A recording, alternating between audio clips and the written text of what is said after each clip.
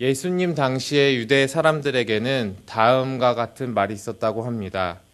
성전의 절정의 모습을 보지 않은 사람은 아름다운 건축물을 절대로 보지 못한 것이다.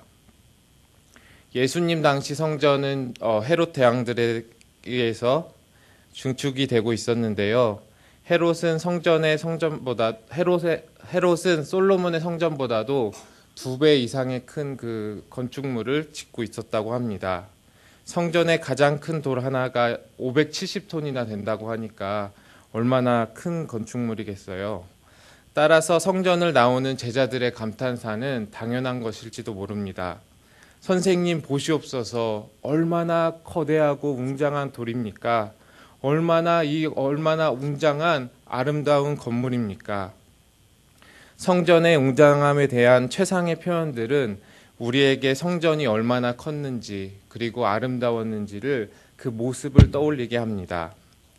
유대인들은 이러한 성전들을 자랑스럽게 여겼으며 모든 신앙과 생활의 중심을 이 성전 가운데 두었습니다. 그러나 예수님은 성전을 보시면서 말씀하십니다. 너희가 이 성전을 보느냐?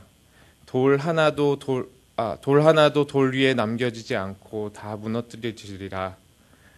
예수님은 그들이 자랑스러워하는 성전이 돌 하나 남김없이 완전하게 무너져 내릴 것이다 해서 예고하십니다. 그런 의미에서 예수님께서 감람산에 올라가셔서 성전을 마주 대하시고 말씀하신 것은 의미심장하게 여겨지는데요. 성전 청결 사건에서 본 것처럼 예수님 시대의 성전은 그 의미를 다 상실해 버렸고 기능을 상실해 버렸고 이러한 성적의 몰락은 옛 시대의 종말을 의미하며 새 시대의 시작을 의미합니다. 옛 시대의 성전은 무너지고 새 시대에는 예수 그리스도께서 친히 우리의 성전이 되어 주실 것입니다. 오늘 본문에서 예수님은 종말에 대해서 3가지로 경고하십니다. 첫 번째, 미혹에 주의하라. 2번째, 재난을 두려워하지 말라. 3번째, 핍박을 조심하라. 먼저 우리는 사람들의 미혹을 주의해야 합니다. 예수님 이래로 수많은 이단들이 생겨났고 그리고 없어지기를 반복하고 있습니다. 2012년 통계에 따르면 우리나라에만 200만 명이 넘는 이단에 속한 사람들이 있다고 합니다. 개신교가 800만 명으로 집계되는데 이단의 숫자가 그만큼 놀라운 정도로 많다는 것을 우리가 알 수 있죠. 특히 최근에는 신천지라는 이단이 극성을 부리는데요. 이미 그들의 숫자가 12만 명을 넘어갔다고 추정하고 있습니다.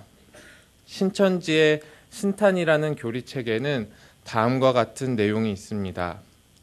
보에 사는 예수의 영혼이 재림 때에 한 육체에 임하여 탄생하는 예수님의 다른 이름이다. 이것을 풀어서 설명하자면 종말에 이르러서 예수님의 영혼이 한 영혼에게 임한다는 것이고 그 사람이 바로 교주라는 것입니다. 이만희 교주라는 그 교리입니다. 예수님의 영혼이 어떻게 한 사람에게 임할 수 있겠습니까? 말도 안 되는 이야기입니다. 그러나 주위에 많은 사람들이 이 미혹 가운데 넘어갔다는 것이 현실입니다. 심지어 신천지에는 교회를 오랫동안 출석한 사람들도 상당수라고 합니다. 과연 이단의 미혹에 넘어가는 이유가 무엇일까요? 여러 가지가 있겠지만 가장 큰 이유는 성경에 대해서 잘 알지 못하기 때문입니다. 교회를 계속해서 출석했지만 성경에 대해서는 제대로 잘 체계적으로 배워본 적이 없고 예수님이 누구이신지도 잘 모르기 때문입니다. 때문에 그들은 무엇인가 그들에게 막 짜임새 있는 논리로 그렇게 설명들을 들으면서 진짜 성경이 그런가 보다 하면서 넘어가게 되는 것이죠. 그런데 이런 이단 종교뿐만 아니라 건강한 교회를 다니는 우리에게도 미혹의 유혹이 항상 존재합니다. 이단이라는 말 자체가 다르리 끝단, 그래서 끝이 다르다는 이야기인데요. 출발점은 같지만 결국 끝이 다르다는 것입니다. 예수 그리스도로 출발하지만 결국에는 예수 그리스도를 대신할 수많은 그런 내 욕망을 채워줄 영적인 우상들을 향해 가고 있다면 이러한 미혹들을 받는 중일지도 모르겠습니다. 특히 시대에 민감한 우리 자녀들은 더 쉽게 이런 미혹에 빠질 수 있습니다. 이 시대에는 수많은 매체들을 통해서 엄청나게 많은 양의 정보가 쏟아지고 있는데요. 어떤 것이 진짜인지 그리고 가짜인지 구별하기도 힘들 만큼 수많은 정보들 가운데서 왜곡된 메시지들이 존재합니다. 우리가 자주 접하는 음악이나 영화나 드라마를 통해서도 비기독교적이고 왜곡된 메시지들이 끊임없이 흘러들어오고 있죠. 이를 통해서 연예인들이 우상이 되고 돈이 우상이 되고 그리고 외모가 우상이 되고 감정이 우상이 됩니다. 그러나 예수님께서는 말씀하십니다. 너희가 사람의 미혹을 받지 않도록 주의하라. 성경을 통해서 예수님이 어떤 분인지를 알아간다면 그리고 종말에 대해서 예수님이 어떻게 말씀하셨는지를 알아간다면 수많은 미혹 속에서도 분별력을 가지고 예수님을 굳게 붙들 수 있을 것입니다. 두 번째, 우리는 온갖 재난 소식에도 두려워하지 말아야 합니다. 최근 뉴스를 보면 기쁘고 즐거운 이야기들보다는 마음을 우울하게 하고 힘들고 어렵게 하는 이야기들이 훨씬 많은 것 같습니다.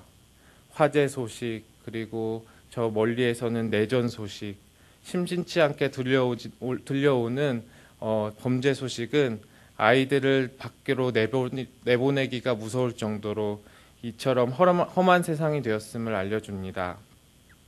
그러나 우리는 이러한 소식들에 두려워하지 말아야 합니다.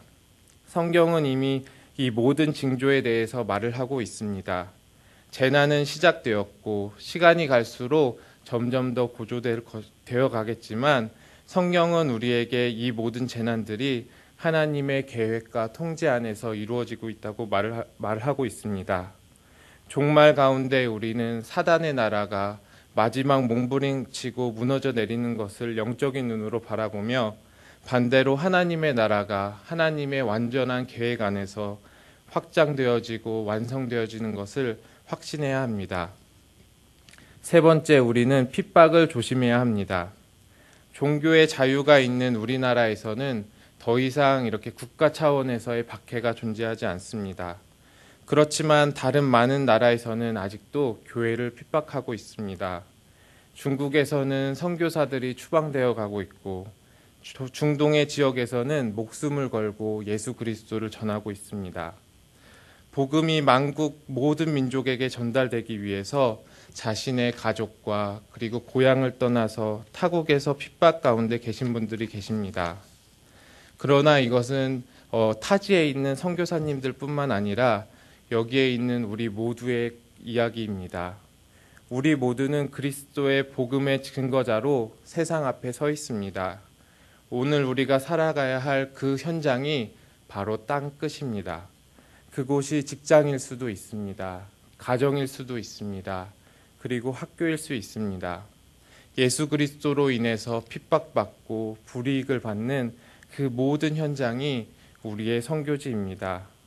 거래처에서 사람을 대접하지 않으면 사업을 따올 수가 없고 회사에서는 불법적인 그 회계 절차에 동의하지 않는다고 동료들과 상사들에게 무시받고 그리고 진급에서도 누락될 수 있습니다. 제사 예식에 빠지기에 시부모님들과 집안 어른들에게 예의 범절을 모르는 사람으로 여겨질 수 있습니다. 주일 예배에 참여하기 위해서는 남편과 아내의 그런 눈치를 봐야 되고 온갖 힘든 잔소리 속에서 살아가야 할 수도 있습니다. 이 외에도 예수님의 이름으로 포기해야 하는 돈과 관계와 시간들이 있을 수 있습니다. 그러나 우리는 이 가운데서 염려하지 않고 두려워하지 말아야 합니다. 하나님은 핍박의 자리에 우리를 결코 홀로 내버려 두지 않으십니다. 그리고 함께 하십니다. 성령님께서 우리에게 지혜를 주시며 우리의 입 가운데는 우리가 말해야 할 바를 넣어 주십니다. 그리고 끝까지 견뎌낼 수 있는 인내와 힘을 주실 것입니다. 그리고 마침내 성령님은 우리를 그 핍박 가운데서 구원의 자리로 인도하실 것입니다. 그 하나님을 믿으시기 바랍니다. 말씀을 맺겠습니다. 그리스도인은 종말을 두려워해서도 안 되고 그리고 종말을 무시해서도 안 됩니다. 성경에서 종말에 대해서 분명하게 말하고 있기 때문입니다. 종말의 모든 징조는 하나님의 나라가 예수 그리스도가 이 땅에 오심으로 이미 임했고 그리고 사단의 나라가 무너지기 시작했다는 것을 보여주는 것입니다. 우리는 이 징조들을 통해서 하나님의 나라가 힘차게 전진하고 있음을, 나아가고 있음을 확신할 수 있습니다. 그러나 온갖 세상의 그런 미혹과 핍박 속에서 우리가 홀로 이 시대를 살아간다는 것은 불가능하기에 하나님께서는 우리에게 성령님을 보내주셨습니다. 그렇기에 우리는 이 혼란과 핍박 속에서도 소망을 가질 수 있습니다. 우리는 말씀과 성령을 통해서 하나님께서 완전한 계획과 목적으로 최종적으로 완성되어 가는 그 하나님의 나라를 목격할 수 있습니다. 그리고 하나님은 종말 가운데서 하나님의 백성인 우리를 지키시고 보존하시고 그리고 결국은 구원으로 이끌어 가실 것입니다. 온갖 미혹과 핍박 속에서도 오직 주님만을 소망으로 붙드시고 끝까지 견디셔서 최후의 승리인 구원의 그 기쁨과 영광을 맛보시는 우리 성도님들이 되시기를 예수님의 이름으로 축원하도록 하겠습니다. 기도하겠습니다.